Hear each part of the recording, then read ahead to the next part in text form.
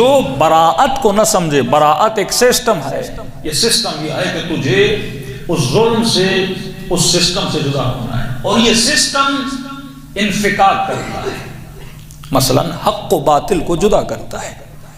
براءت چھانٹی کا نام ہے، براءت ناخالص چیزوں کو نکالنے کا نام ہے۔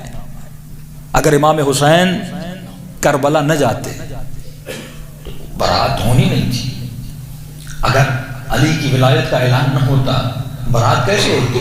اگر رسول اپنی نبوت کا اعلان نہ کرتے تو سارے تو ایک ساتھ ملے ہوئے تھے نا، لیکن جیسے نبوت بیچ میں آئی آپ نے دیکھا چھانٹی ہونا شروع ہو گئی۔ یہ مومن ہے، یہ مسلم ہے، یہ چھانٹی کا نام ہے، اور فرمایا یہ اللہ کی سنت استدراج ہے۔ جب حضرت عیسیٰ گئے، اب مسلمان پڑھے نا کہ 1/3 آف قرآن ذکر بنی اسرائیل کیوں ہے؟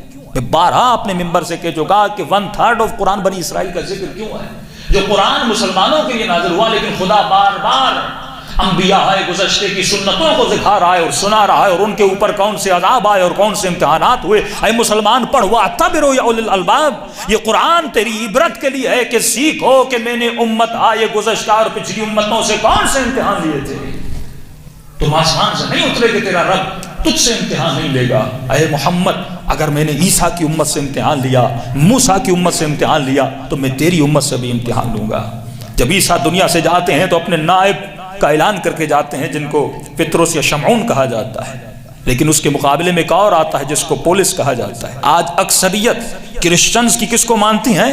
پولس کو مانتی ہیں، اس کی بتائی ہوئی کتابوں پہ عمل کرتی ہیں، اور جبکہ جناب شمعون کہہ کر گئے تھے جس کے پیچھے تم لگے ہوئے ہو یہ سب سے بڑا منافق ہے۔ اور یہی چیز آپ آتا ہے حضرت موسیٰ کے لیے، جب ہارون کا اعلان کر کے جاتے ہیں 40 دن کا فاصلہ ہوتا ہے، اور امت کس کے پیچھے چلی جاتی ہے؟ سامری کے پیچھے چلی جاتی ہے۔ اور یہی امت رسول میں ہوتا ہے، جب رسول خدا یہاں سے پردہ پوش ہو کے چلے جاتے ہیں تو امت کہاں چلی جاتی ہے؟ سقیفے میں چلی جاتی ہے۔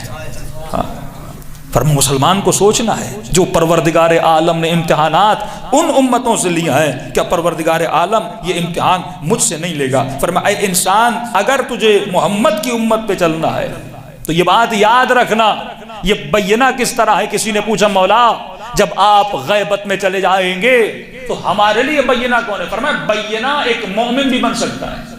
جب ہم غیبت میں چلے جائیں تو ہمارے چاہنے والے مومنوں سے ہمارے نور کو لیا کرو۔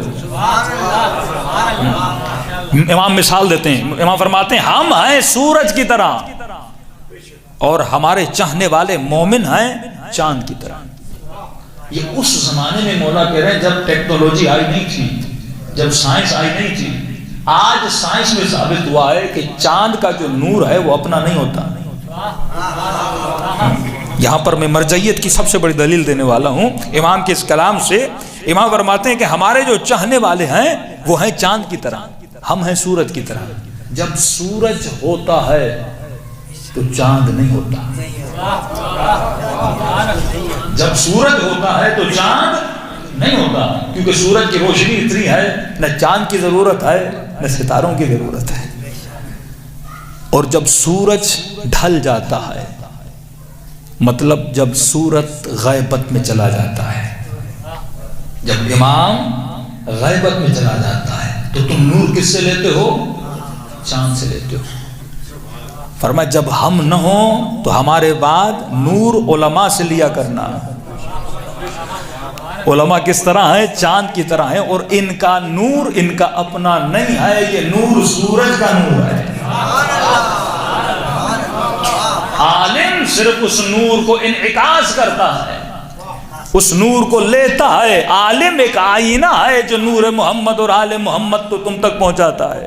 تو وہ لوگ جو تقلید اور اجتہاد کے مخالف ہیں ان سے پوچھو، وہ سورج جو سورج امامت تھا آج پردہ غائب میں ہے، تجھے اگر وہ علم مل رہا ہے تو کس چہرے سے مل رہا ہے؟ کبھی خمینی کی صورت میں ملتا ہے تو کبھی حسینی کی صورت میں ملتا ہے۔